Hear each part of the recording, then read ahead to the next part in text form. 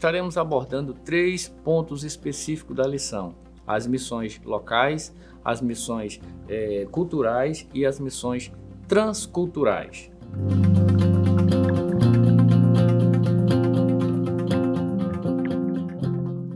A lição de número 11 das nossas lições bíblicas da Escola Dominical, que tem como assunto principal o avivamento. Avivamento que nós vimos dentro das lições que já se passaram, avivamento no Antigo Testamento, avivamento no Novo Testamento, avivamento no ministério de Jesus, avivamento em Pedro, avivamento em Estevão, avivamento que nós estudamos também acerca desse avivamento mundial, o avivamento pentecostal dentro do Brasil e o avivamento pessoal. E hoje nós estaremos comentando um pouquinho com vocês acerca da lição que vai ser estudada na sala de aula no dia 12 de março de 2023. A lição, o comentarista, o pastor Elinaldo Renovato, ele colocou como tema o avivamento e a missão da igreja. O tema, ou a palavra-chave da lição é missão. O comentarista, ele teceu aqui 3 objetivos principais para nós abordarmos na lição. Primeiro, conhecer as características que evidenciam o avivamento da igreja primitiva.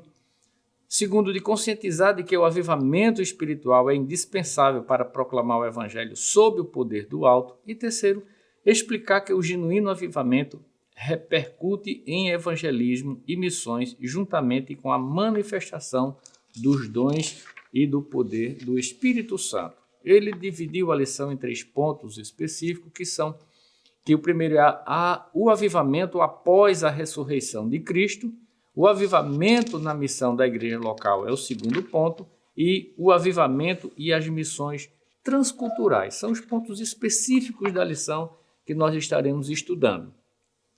A gente entende, o comentarista da lição coloca isso, mas a gente percebe que essas informações, esse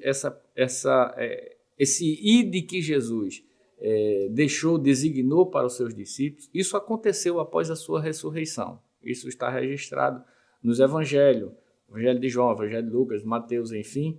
Depois da sua ressurreição, Jesus se encontrou com os seus discípulos.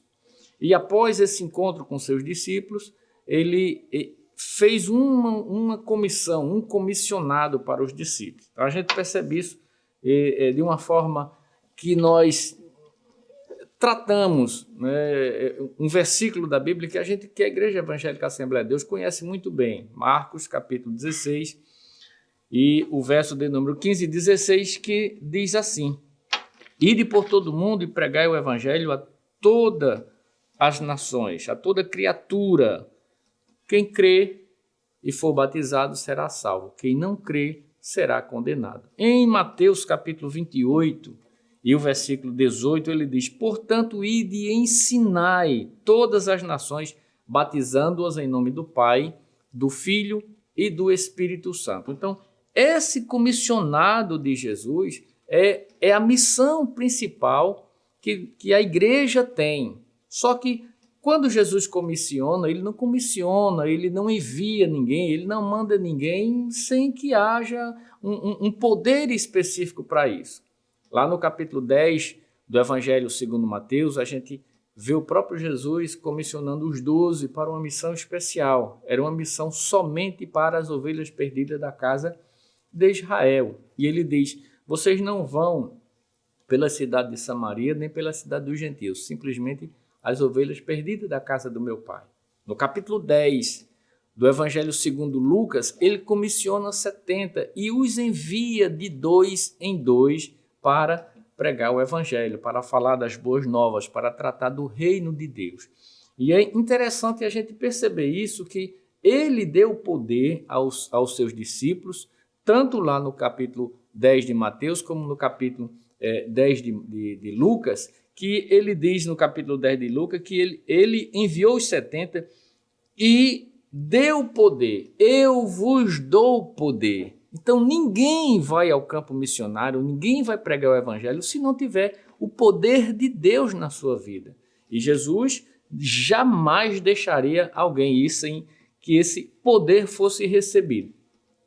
Lá no capítulo 28 de Mateus, ele diz: eu estou convosco todos os dias. Então, ele ainda estava a ponto de ascender aos céus, ele comissiona ide e ensinai, mas ele disse para os discípulos: fiquem tranquilos, porque eu estou convosco todos os dias.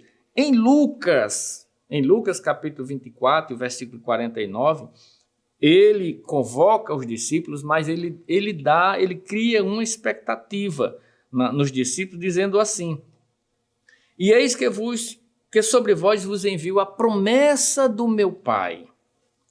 Ficai, porém, em Jerusalém. Veja que interessante. Lucas, que escreveu o Evangelho, e também escreveu o livro de Atos dos Apóstolos, aqui no versículo 49, ele diz: ficai, porém, em Jerusalém, porque eu vos enviarei o poder do alto. Lá no capítulo 1 de Atos dos Apóstolos, e o versículo de número 8, ele diz assim: mas recebereis a virtude do Espírito Santo que há de vir sobre vós, e ser-me-eis testemunhas, tanto em Jerusalém, como na Judéia e Samaria, e até os confins da terra. Então, ele disse aos discípulos, Lucas está dizendo aqui que ficassem em Jerusalém, e em Atos dos Apóstolos ele diz que vocês vão receber a virtude do Espírito Santo. Não muitos dias depois disso que Jesus falou, ele subiu aos céus,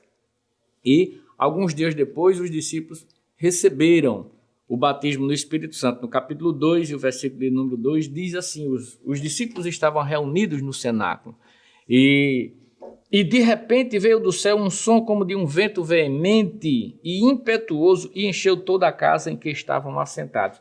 Este era o poder, a virtude de Deus que estava prometida lá em Joel, né? Que seria um avivamento para o princípio da igreja. A igreja, de fato, nasceu naquele momento, nasceu nessa circunstância do calor do Espírito Santo.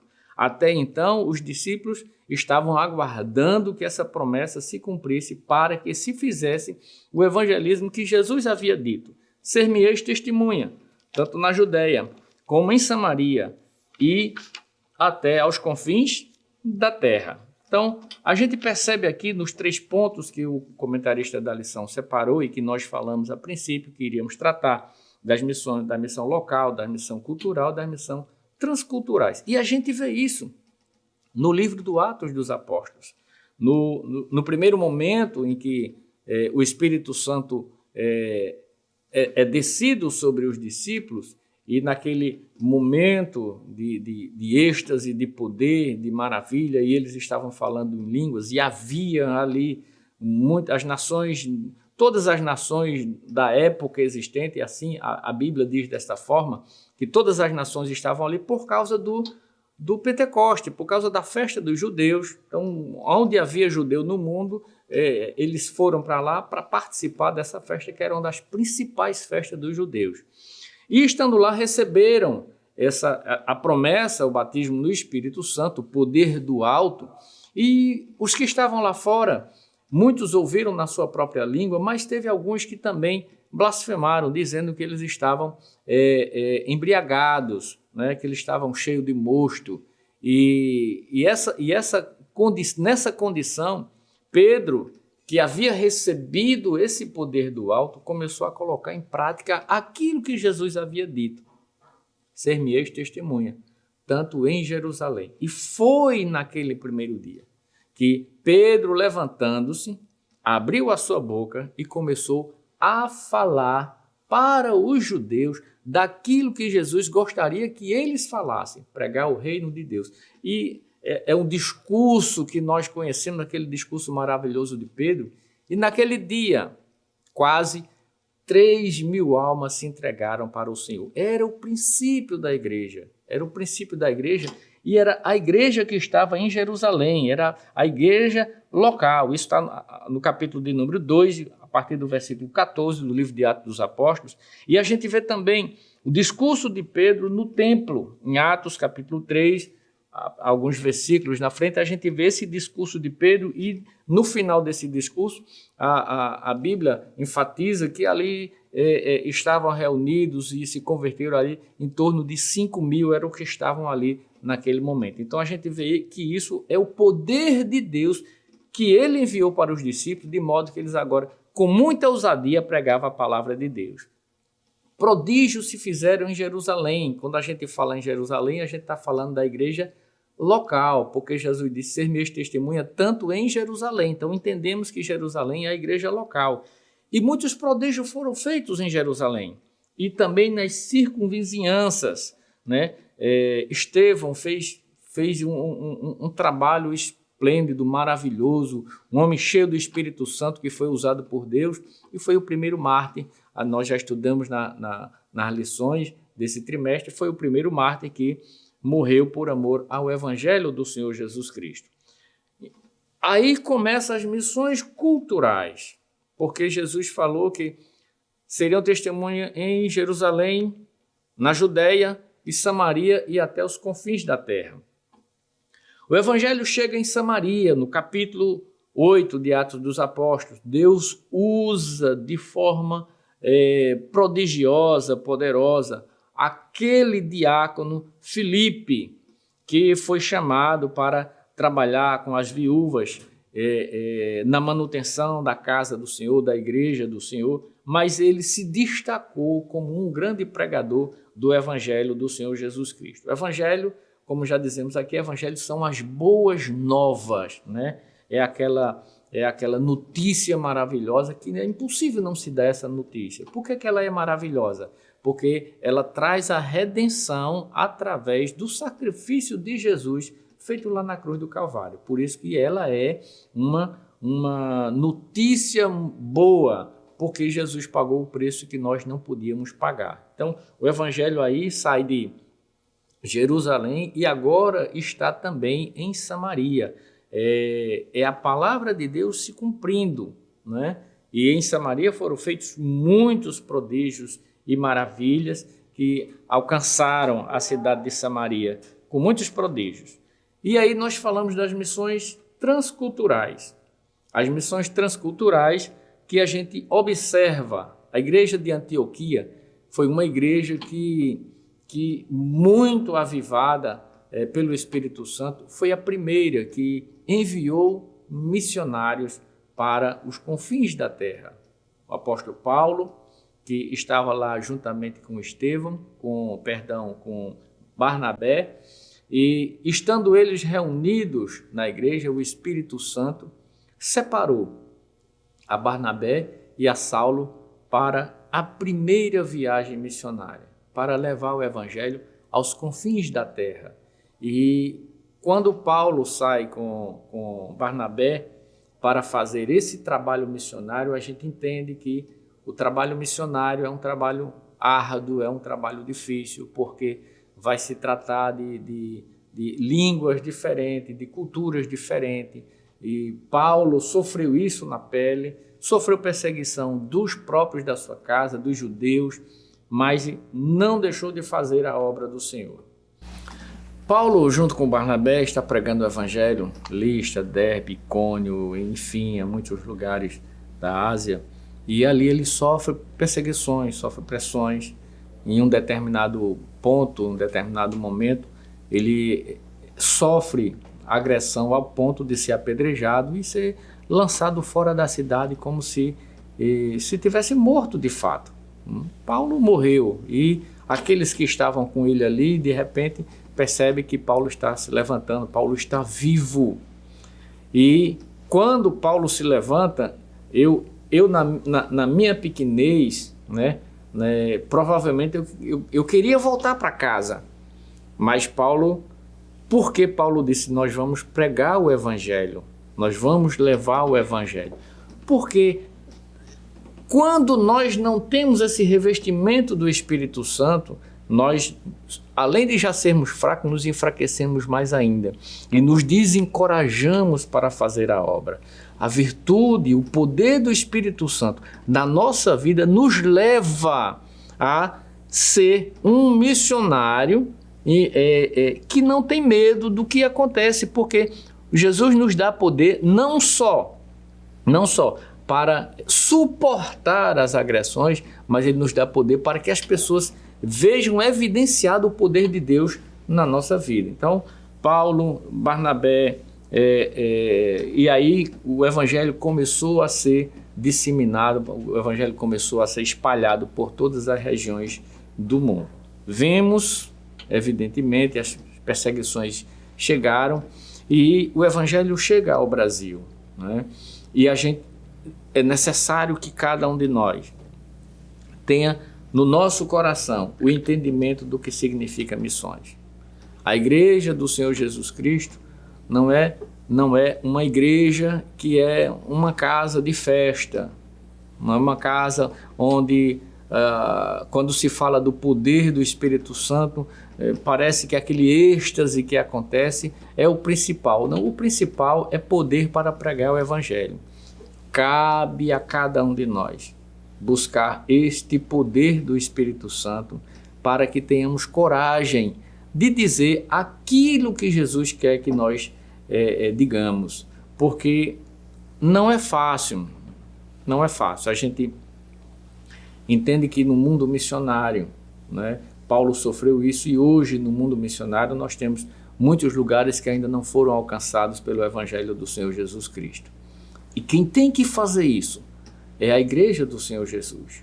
Não é fácil, porque culturas diferentes, línguas diferentes, principalmente religiões diferentes, têm levado a perseguição a muitos cristãos que estão no campo de missões. Algumas pessoas reclamam aqui no Brasil que estão sofrendo perseguições, né? Que o governo faz perseguição, que outras doutrinas fazem perseguição. E eu digo claramente para vocês, com certeza no meu coração, que isso não é perseguição.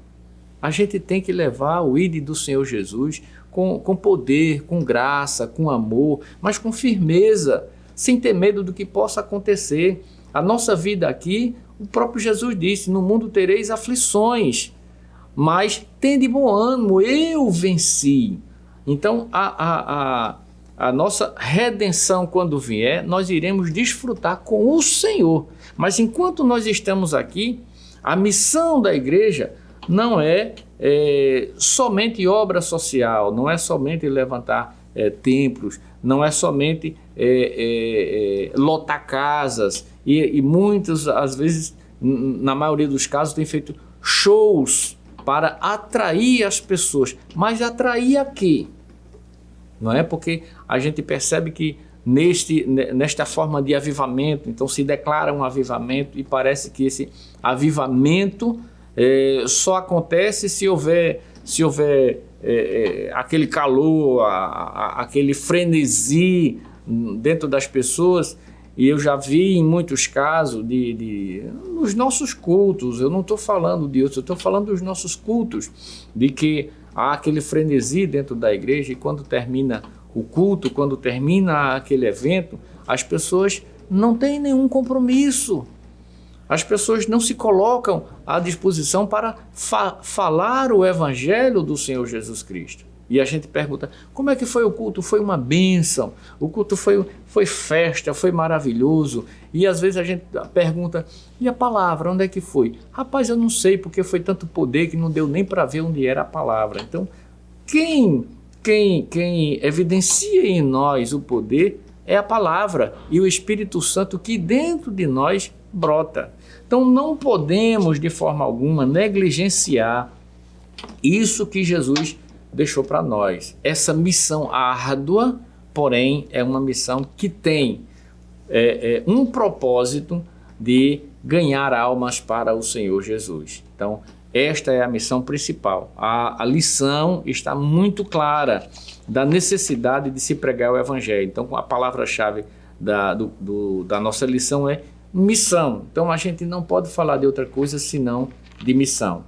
E aí a gente aproveita para na nossa classe da escola dominical, nós orarmos pelos nossos missionários que estão nos lugares mais difíceis. Missionários que nós conhecemos, missionários que são da nossa igreja, mas também por aqueles missionários que são voluntários, são missionários que não têm uma condição, mas que se doaram a sua vida para levar o evangelho a outras pessoas. Graças a Deus, nós temos muitos missionários que estão em países da América, na Oceania, na África, enfim, mas são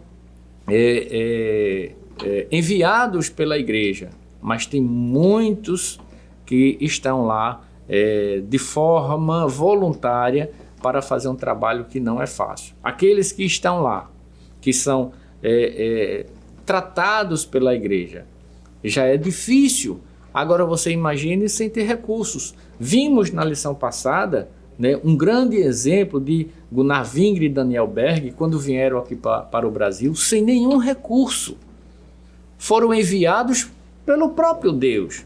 Não havia uma entidade, não havia uma igreja que os enviou para o Brasil. Eles tiveram um chamado específico de Deus para vir para o Brasil e desceram ali no Belém do Pará, sem saber para onde ia, como ia fazer, né? Mas Deus que convoca, Deus que chama, é aquele que dá a direção. Por isso, hoje nós estamos aqui. Devemos ao Espírito Santo de Deus ter revelado a Gunnar Wingre e Daniel Berg trazer este evangelho de poder para o Brasil. E é esse evangelho de poder que nós devemos pregar. É esse evangelho de poder que nós devemos proclamar. É o evangelho que sara, é o evangelho que cura, é o evangelho que faz prodígio, que faz maravilha, mas principalmente salva para levar para o céu.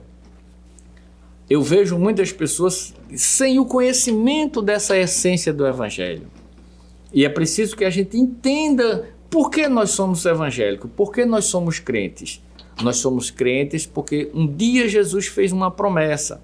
Ele disse: eu vou para o meu Pai, mas eu voltarei para levar vocês comigo, para onde eu estiver, estejais vós também. Então, é debaixo dessa promessa que a igreja do Senhor Jesus Cristo tem ido proclamar o evangelho e não pode se ausentar de forma alguma dessa comissão, desse assunto, porque o evangelho não é o evangelho que vai lhe dar carro, que vai casa, que vai lhe dar um nome na sociedade, que vai lhe enriquecer, que vai lhe engrandecer. Não.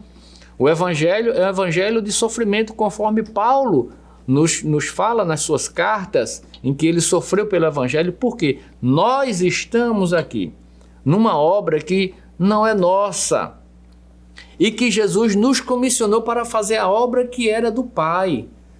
O próprio Jesus disse: a obra que eu faço não é minha, a obra é do Pai. Mas ele não podia mais ficar aqui. E como ele não podia mais ficar aqui, ele comissionou a mim, ele comissionou a você, para irmos levar esta mensagem maravilhosa de salvação, né? Mas ele não nos deixou desamparados. Eis que eu estou convosco todos os dias, até a consumação dos séculos. Que nós possamos pregar o evangelho do Senhor Jesus sem intimidação, né? Sabendo que temos do alto o poder que nos leva para o céu. Amém? Que Deus continue nos ajudando, nos abençoando. Estamos terminando o trimestre e ficamos com saudade dessas lições avivadas dentro do nosso coração, que foi para nós, princípio de 2023, maravilhoso. Deus avive a sua obra na minha vida e na tua vida, no nome de Jesus. Amém? Que o conhecimento é capaz de mudar a vida de quem lê, a gente já sabe. E que livro você pode comprar em qualquer livraria. Mas nós transformamos 100% do nosso lucro em mudança de vidas, através da ação social, evangelismo e missões. Ao adquirir qualquer um de nossos produtos, seja presencial ou à distância, você está investindo em alguém. Na próxima vez que você for comprar livros ou artigos evangélicos, não vá em qualquer lugar. Vá na Livraria Arca Missionária. Uma nova história começa quando você compra aqui. Sua contribuição através do Pix. Uma operação rápida, segura e sem custos. Abra o aplicativo do seu banco, clique na opção Pix e em seguida vá na opção Transferência. Depois é só digitar nossa chave Pix, que pode ser o nosso CNPJ 11 120 490 0001 86. Nosso e-mail contribua@eadalp.org.br ou nosso celular 81 98883 2755. Verifique se a contribuição é para a Igreja Evangélica Assembleia de Deus em Abreu Lima, Pernambuco. Confirme a transferência e depois siga o procedimento do seu banco. Anote nossas chaves Pix para não esquecer. CNPJ 11 120 490 0001 86. E-mail contribua@iadalp.org.br. Celular 81 98883 2755. Você está contribuindo para o crescimento da obra de Deus.